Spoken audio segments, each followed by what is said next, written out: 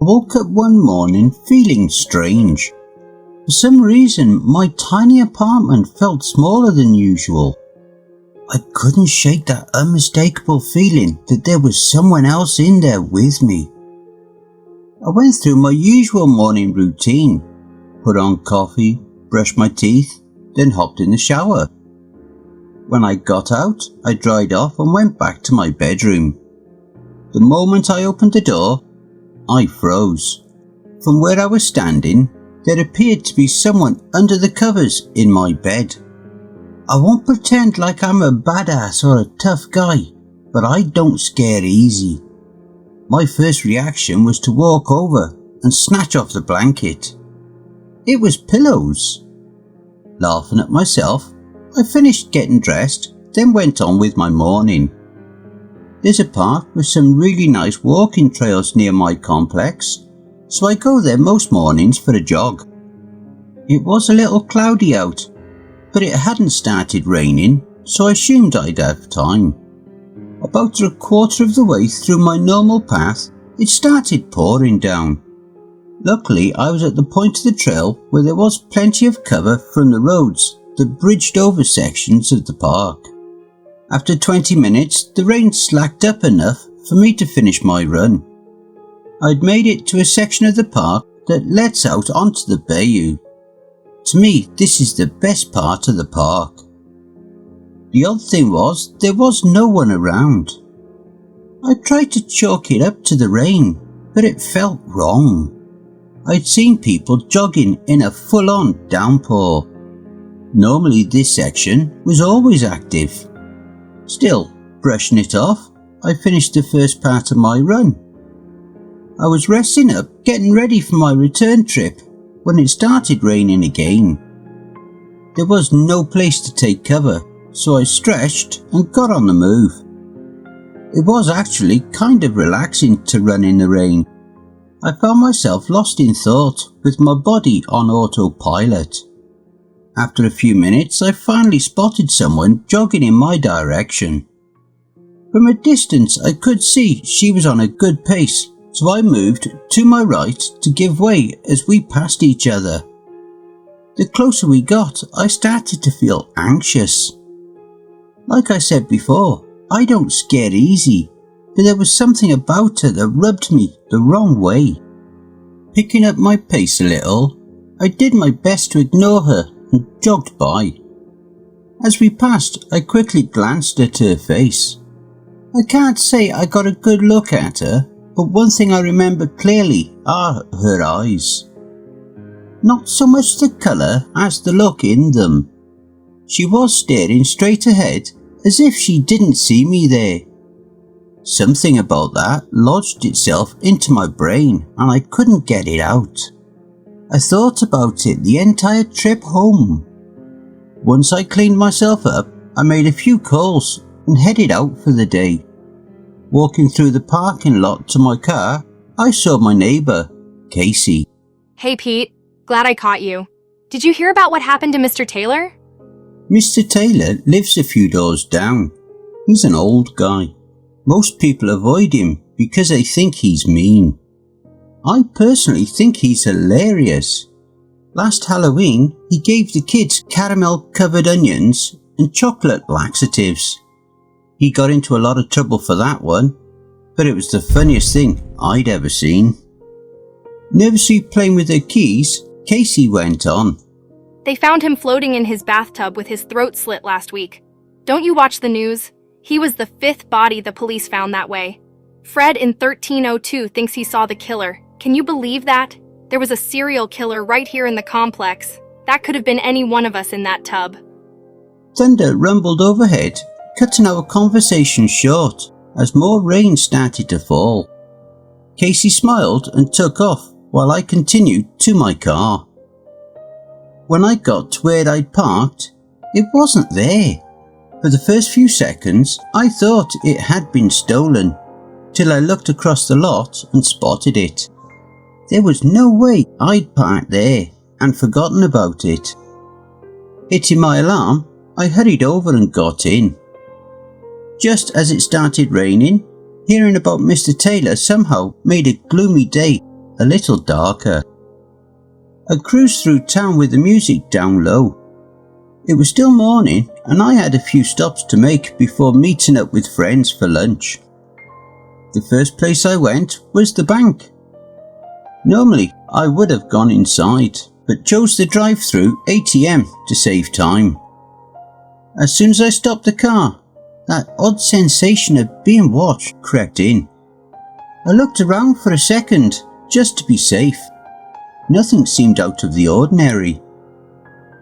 Once I'd withdrawn the money I needed for the day and got my card back, I started to drive away.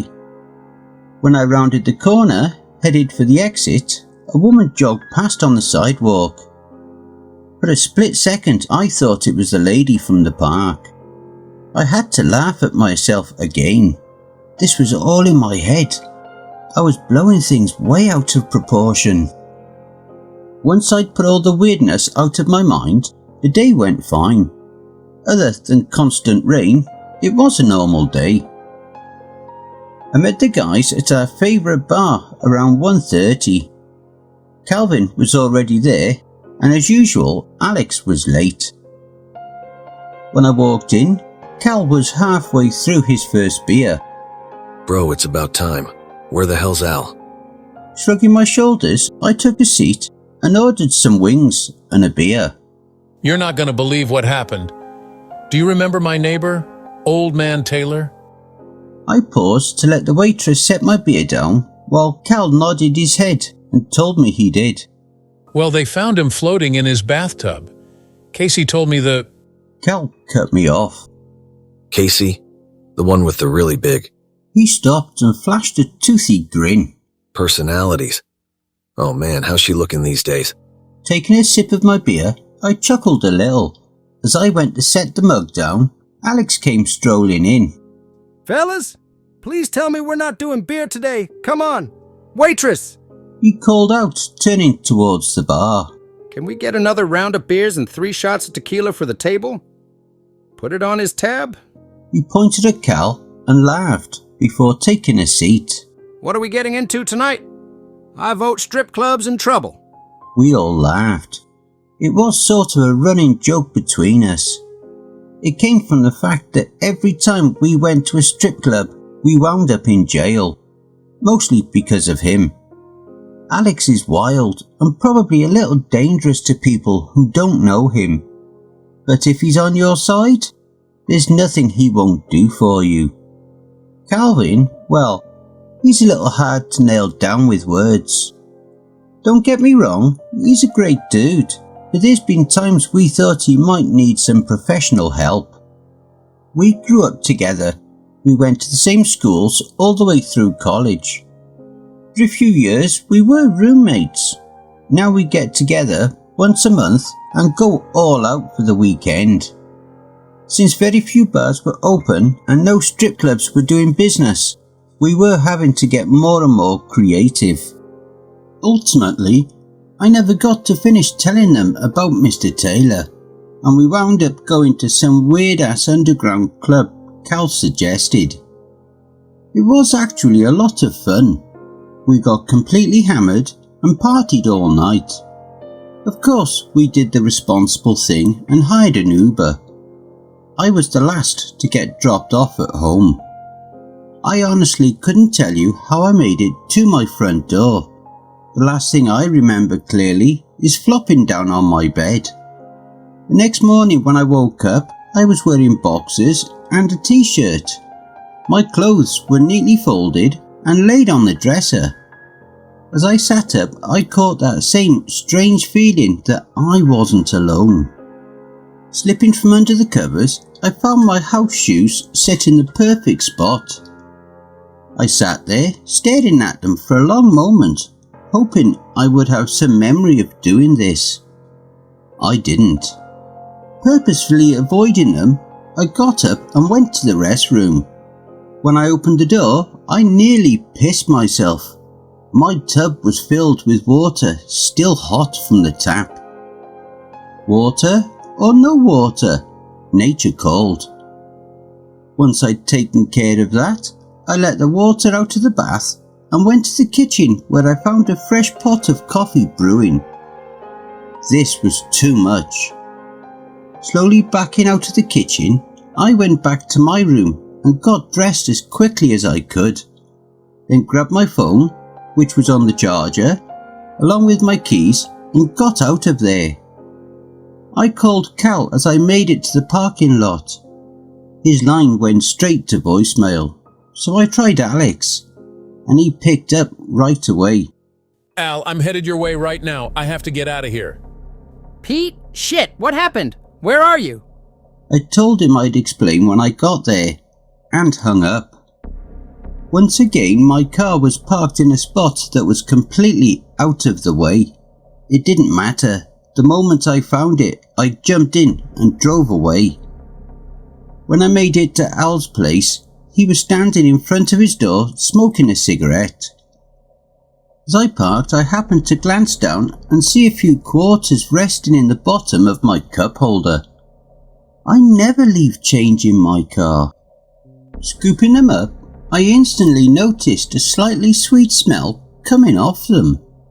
Keeping them, I got out and walked over to Alex, holding my hand out to show him the quarters. Smell these! Narrowing his eyes and recoiling slightly, he gave me a suspicious look. No. What's up, bro? Are you alright? You're acting a little suspect right now. You didn't get molested by the Uber driver, did you? Thumping out his cigarette, he laughed at his own joke, and we went inside. I told him all about the strange things that had been happening and how I couldn't make sense of any of it. Alex, being Alex, laughed and made jokes, then suggested we go pick up Cal, then go back to my place to check it out. When we got to Cal's street, the police were everywhere. At first, we thought they were at his place, but when we got closer, we spotted yellow tape sectioning off his next door neighbour's house. Once we parked, it took a few minutes to find Cal mixed in with a gathering crowd. When he saw us, he smiled and jogged over to where we were standing. What are you two doing here? I thought we were supposed to be linking up later. That was typical Calvin behaviour. Never mind the crime scene. What were we doing here? Alex chuckled and shook his head. Bro, what happened? What is all of this? Cal looked at me, then glanced back over his shoulder and shrugged. Oh, that I don't know. Nobody said anything yet. Anyway, what's up? What are we doing? After a quick conversation, we went inside to get away from the crowd. I told him all about my situation, and when I finished, he looked at me with a straight face and said, So you have a ghost? Honestly, a ghost was better than anything I'd come up with, but I was still a little thrown off by his response. Wait, what? No, well, maybe, I don't know. The point is, there's some shit happening to me and I don't know what to do about it. With that same straight face, Cal nodded and then looked at Alex, who made his way over to the bar to eyeball a bottle of Casa Dragones. Put it down. Turning his attention back to me, he smirked. He already knew Alex wasn't going to put the bottle down till he poured us all a drink. When he strolled over with 3 cups, we had to laugh. We drank and joked till we came up with a plan. Since we were already hanging out for the weekend, everyone would crash at my place. We set up cameras and recorded all. If we caught anything on camera, the plan was to upload it and see if someone could help. When we had everything we needed, we went back to my place and set up. As usual, we went out and hit a few bars, then ended the night at a Waffle House. I'm not sure what time we made it back to my place.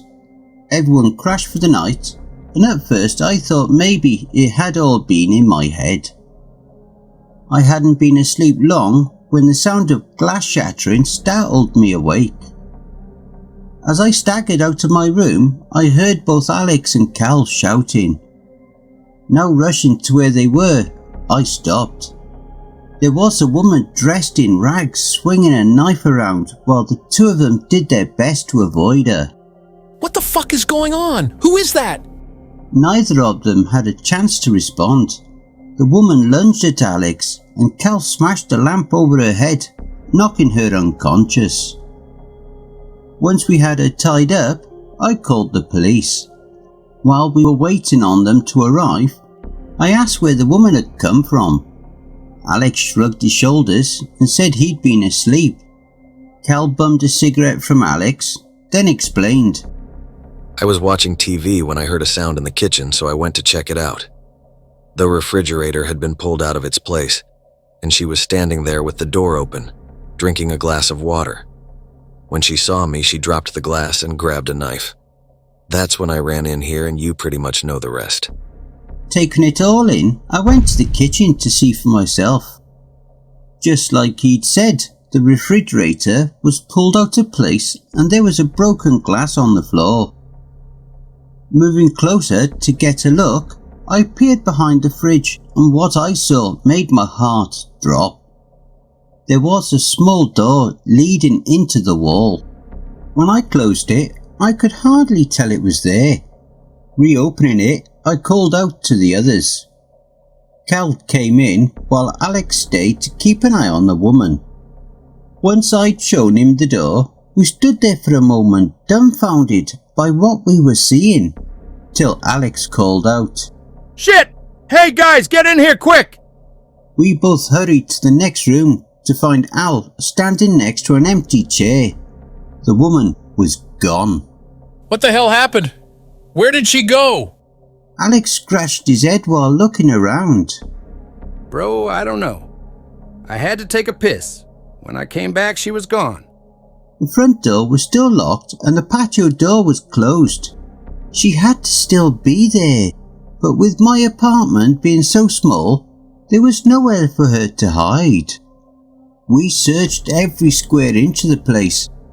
If there was another hidden door, we didn't find it. When the police finally arrived, we had nothing. When I tried to show them the door behind the fridge, it wasn't there. I went to grab my laptop and show them what we caught on the camera, but it was missing as well. Any chance we had at not looking crazy flew out of the window. Calvin and I swore up and down that we weren't making it up, and since Al hadn't seen the door, he couldn't verify our version of the story. The police dismissed our call and warned us against false reports before leaving. Once all the commotion died down, I flopped on the couch while Alex and Cal rambled off theories about what's happened. Calvin was stuck on his ghost idea, blaming the hidden door situation on hysteria, while Alex was more along the lines of homeless people living in the walls. I was just exhausted and tired of trying to figure it out. It had only been a couple of days and I was ready to find another apartment. We sat up all night waiting for something to happen, but it never did.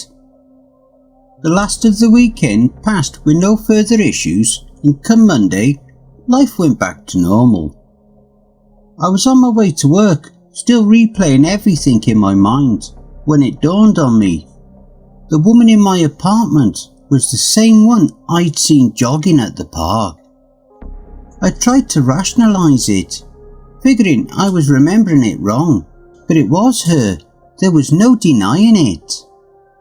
The day dragged by so slowly. It felt like I'd been there forever. When it was finally time to go home, I couldn't get out of there fast enough. The moment I got to my car, I was overwhelmed by the realisation that I would be alone in my apartment. I decided not to go straight home. First I caught a movie. After, I grabbed some dinner. Then I went to the park for a walk. I wanted to be as tired as possible when I got home. That way I could take a shower and crash right away. With any luck, I would sleep through the night, then get up and head out as soon as I opened my eyes. The sun was setting as I parked. There were still a fair amount of people lingering around, so I felt confident nothing would happen. Stepping out, I was greeted by a cool breeze carrying a faint scent of marijuana drifting in from a guy that was sitting on the bench smoking. It wasn't unusual. Lots of people came to the park to smoke. No one complains. The truth of the situation was, I could use a few hits myself. I strolled over and took a seat next to him. Look, I don't mean to bother you, but that smells great. If I gave you a couple of bucks, would you mind letting me hit it a few times? Taking a long drag, he chuckled to himself and shook his head. Keep your money. He stood up, then pulled another fresh joint from his cigarette pack and handed it to me. Take it easy, friend. He smiled and nodded as he took another hit before walking away. I watched him for a moment, then pulled my lighter and fired up. It was strong and sweet with an almost vanilla aftertaste. Holding in my first pull, I tilted my head back and closed my eyes, exhaling and relaxing my muscles. I opened my eyes and stood up to start my walk. Whoever that guy was, he could roll one hell of a smoke. It was slightly larger than a cigarette and densely packed.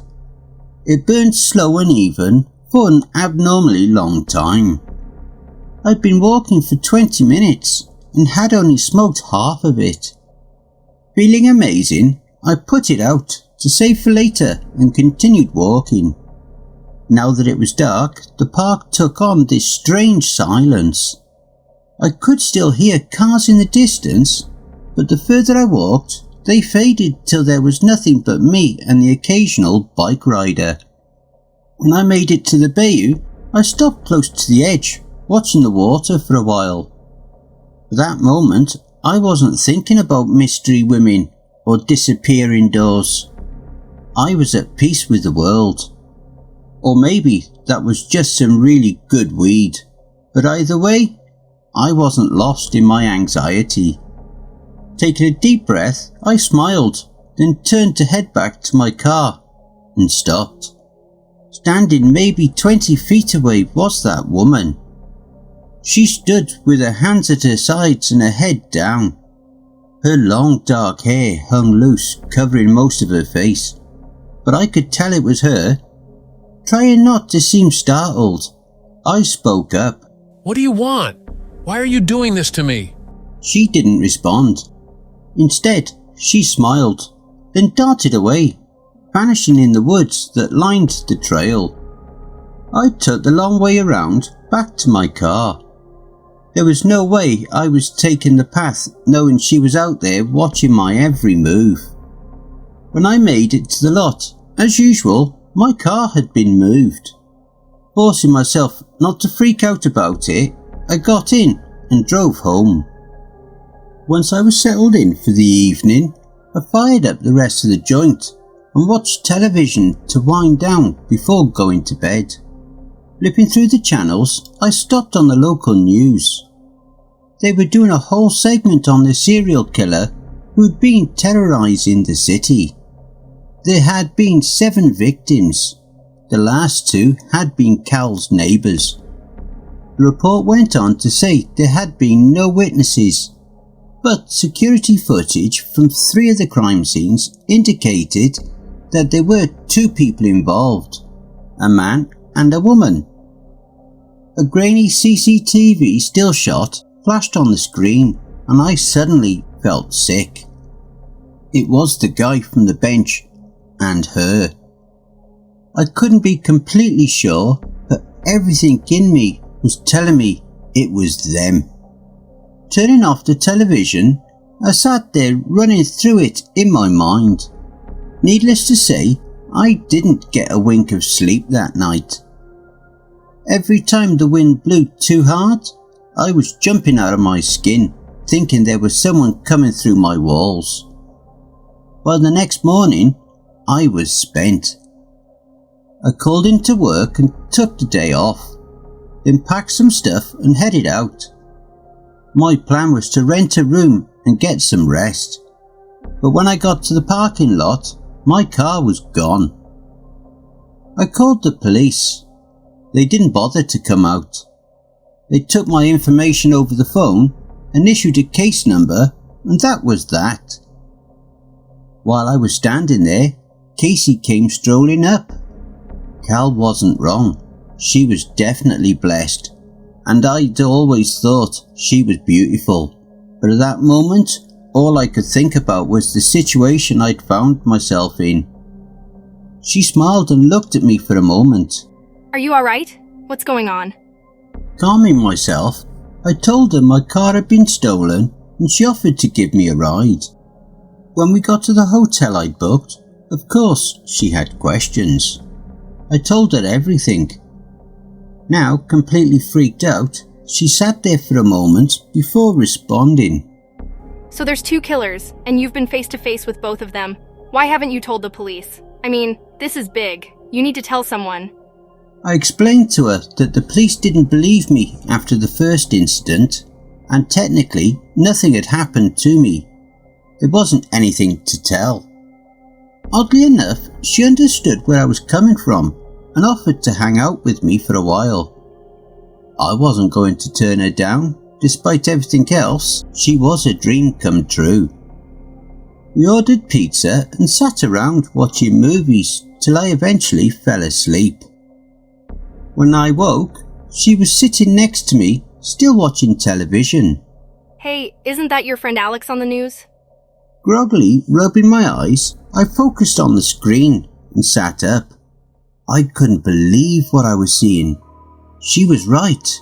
It was Al. He'd been found decapitated, floating in his bathtub. Grabbing my phone, I tried calling Cal, but I couldn't get an answer. Can you take me somewhere? I asked, slipping out of bed and putting on my shoes. Casey tossed me her keys, telling me she was horrible at taking directions. Then we both scrambled out of there. When we got to Cal's place, he was sitting on his front porch, drinking whiskey straight out of the bottle. The moment we were out of the car, he rushed over. What the fuck is going on, man? What did you get us into? I didn't know how to respond. We argued back and forth, eventually taking the conversation inside, where things quickly got out of hand. In his drunken state, he took a swing at me. I didn't want to hurt him, but I wasn't going to stand by and not defend myself. The fight didn't last long. When it was all said and done, we hugged it out and he apologised. I told him to sober up and meet us at the hotel when he was ready. Then Casey and I left. When we made it back to the hotel, Casey dropped me off and told me she'd be back after work. I went straight to my room. The moment the door slammed shut, the reality of what happened to Alex hit me. I had to sit down. Years of memories raced through my mind, shattering like glass against the stone-cold facts he'd been murdered, and it was my fault. I'd gotten him involved. If I'd never gone to him for help, he would still be alive. The combination of heartbreak and guilt landed on me, sending my mind spiralling off into a dark place. I got up and paced around the room, questioning every move I've ever made. What could I have done to make these people come after me? I ran through every possibility I could think of, hitting one dead end after the other. I'd never seen either of them before, and even if I had, I'd never done anything bad enough to deserve this. A couple of hours ticked by before Cal showed up. He wasn't exactly sober, but I didn't really expect him to be. He came in carrying a backpack. Setting it on the table, he gave me an odd look. Why'd you park so far away? It dawned on me that I'd never gotten the chance to tell him about my car being stolen, but hearing him say it was here made my heart drop. I rushed over to the window to see what he was talking about, and spotted it right away. Holy shit, they're here! Cal stopped what he was doing to quickly look in my direction. What? Who's here? What are you talking about? I explained it all as best I could. The whole while he sat there with his usual calm demeanour, taking it all in. When I finished, he nodded his head, then unzipped the backpack and pulled out 2 objects wrapped in pink towels.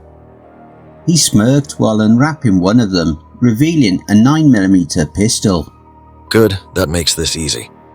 Still smirking, he handed it to me, then picked up the other bundle and started unwrapping it. Looking at the gun in my hand for a moment, I glanced up at him. Cal, should I even ask? Or are we just gonna move forward like this? Is this some normal shit? Chucking around into the chamber, he paused and looked up, pretending to think about it for a second. Move forward, but if you really want to know, I'll tell you. Holding up my hand and shaking my head, I stopped him. I really didn't want to know. Whatever he was into, I was glad he was there. I sat my gun on the nightstand, then went to the mini fridge to grab a bottle of water. As I opened it, someone knocked on my room door. Cal and I froze for a moment before a voice called from the hall. It's me, Casey. Open up. Cal shot me a funny look and smiled, wagging his finger at me before tipping his imaginary hat and getting up from his seat. I tried not to laugh and answered the door. The moment she saw Cal, she turned up her nose and rolled her eyes, then hugged me. I took off from work. Is everything all right? Releasing me, she stepped in and gave Cal another funky look. What's he doing here? And why do you have guns? What happened? As much as I didn't feel like explaining it all over again, I quickly told her about the car and the killers being in the hotel. Casey looked at the 2 of us, choosing her next words wisely. Then, with a confused/concerned look, she nodded before responding. If the killers are here, why don't we just call the cops and leave before they show up? This isn't a game. If you get killed, there's no reset button. Even worse, if one of you idiots happens to shoot the wrong person, you're gonna get in some serious trouble. I could literally hear Cal's teeth grinding at her every word.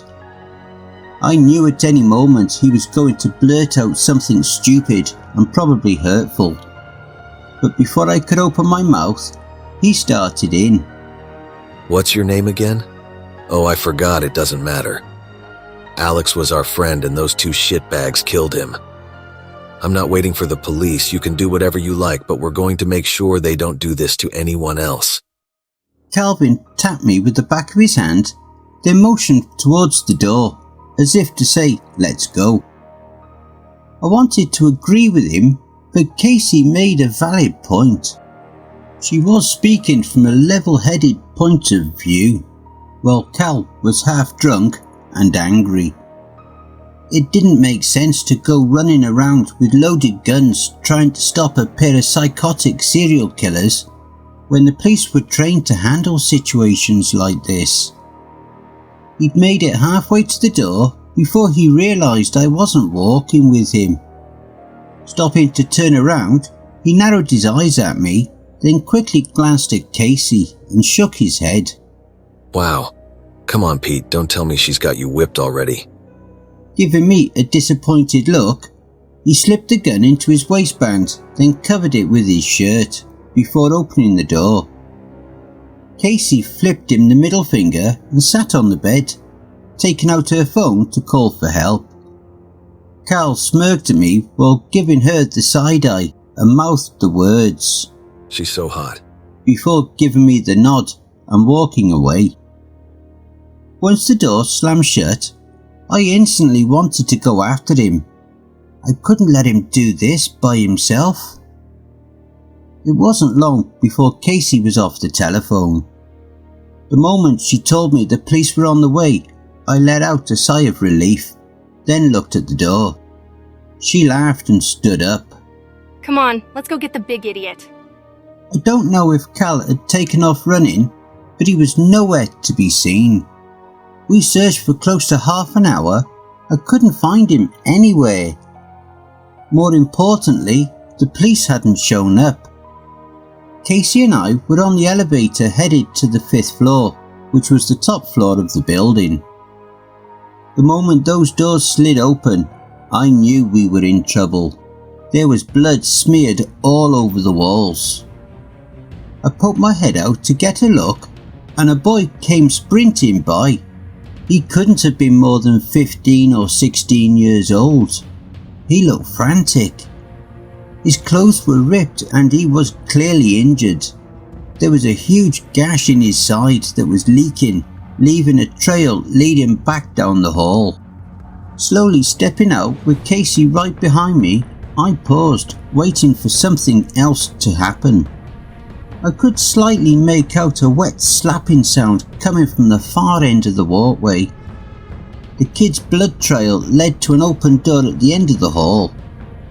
I couldn't help but wonder why the cops hadn't shown up yet. Casey whispered to me, I don't want to go down there. Can we please just get out of here? Keeping my eyes locked on the open door, I told her to go get her car started and try calling the cops again. She didn't hesitate. Before I could say another word, she was back in the elevator, smashing the buttons. As the doors slid shut, I chuckled a little and got moving. The closer I got, that wet slapping sound got louder, mixing with an occasional throaty grunt. I wanted to turn around and hightail it out of there, but something in me wouldn't let me. Hesitantly creeping closer, I tried not to panic. Then the noise stopped. I fumbled around nervously, slipping the pistol from the small of my back, just as the door completely swung open and the guy from the bench stepped out into the hall. He was clutching an oversized buck knife in his left hand, a severed head in his right, and he was drenched in blood. Pointing the blade in my direction with a wild-eyed expression on his face, he smiled and tilted his head to one side. Hello again, friend. She's been waiting for you. I don't know if I was too nervous to notice, or if she moved so silently I couldn't hear her, but I suddenly became intensely aware of heavy breathing coming from behind me. I slowly glanced over my left shoulder to see that woman standing there, staring at me. Just like her counterpart, she was dripping with a heavy coating of blood. I froze, finger on the trigger, standing between two killers whose sole focus was on me. Out of the corner of my eye, movement from the far end of the hall caught my attention in time to hear Cal yell out, Get down! as he opened fire. The woman ducked and scrambled away as I dropped to the floor, while Cal came running, blasting blindly at anything moving. The guy dipped back into the room. He came out attempting to dodge the barrage of hot lead that was tearing through the corridor till Cal reached me. Get up. We can't let them get away. Getting to my feet, I grabbed his arm as he started towards that room. We have to get out of here. The cops are on the... I was cut short by a human head of all things soaring through the air, forcing Cal to dip to his right as the madman came charging out of the room. Everything happened so fast I didn't have time to think. Cal fired and I heard the man grunt as he dropped to the ground. I turned to see him scooting across the floor, clutching at his shoulder. But as I tried to process everything, a feral scream shattered the process. The wild woman dove on Cal, stabbing him repeatedly as they crashed against the wall, then crumpled to the floor. Cal was screaming for help and fighting for his life as her knife sliced away flesh and slung his blood in every direction. I could hear my heart pounding through the ringing in my ears as I tried to steady myself and aim. She was just about to plunge the blade into him again when I pulled the trigger. The wild woman collapsed, dropping the knife. The world around me seemed to stand still for the briefest of moments, till I heard Cal coughing, trying to catch his breath. Shaking it off, I helped him up and basically carried him into the elevator.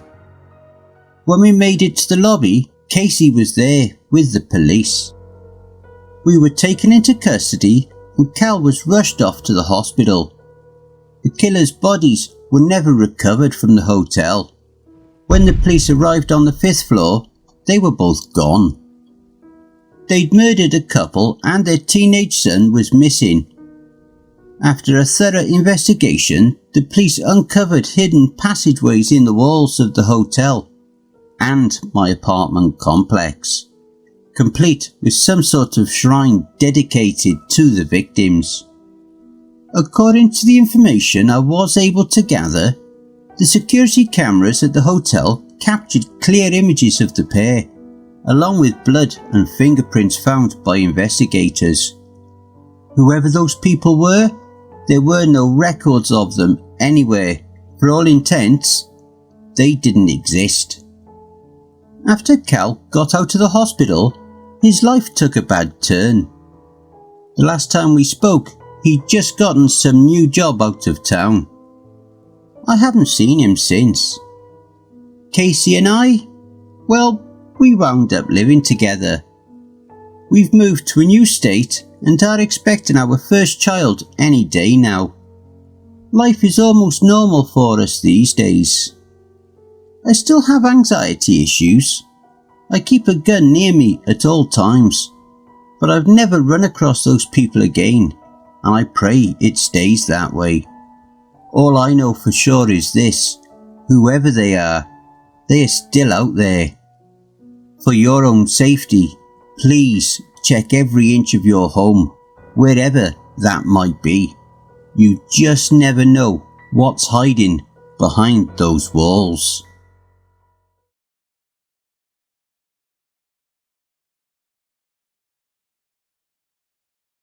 And I hope you enjoy the blooper reel.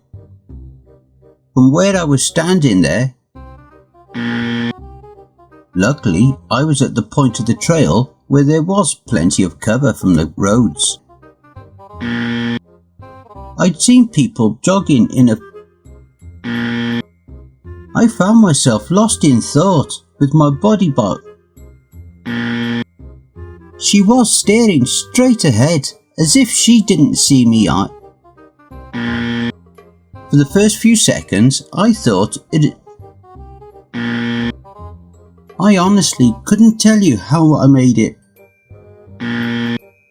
As I sat up, I caught that same feeling. Slowly backing out to the kitchen, I went back to my... At first, we thought they were a grainy CCTV still shot. She smiled at me, where things quickly got out of control. Cal stopped what he was doing. When I finished, he nodded his head, then unzipped the backpack and pulled out two objects racked. Fuck's sake. Still smirking, he handed it to me, then picked up the other bundle. We searched for close to half an hour. I poked my head out to get a look and a boy came. His clothes were ripped and he...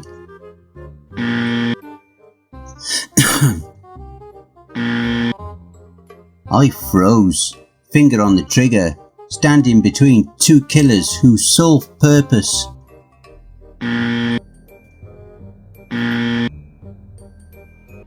Hey family, a very big thank you to getyaisha for allowing me to narrate this awesome story. Be sure to check out his Reddit for more awesome stories. If you would like to support us and make a donation, I'd be very much appreciative. I do have PayPal and a Buy Me a Coffee account. You can also follow us, all my socials and all my other links are contained within the Linktree link below. Take care everyone, and I hope you all have a wonderful and peaceful night. And don't forget, where fear is, happiness is not.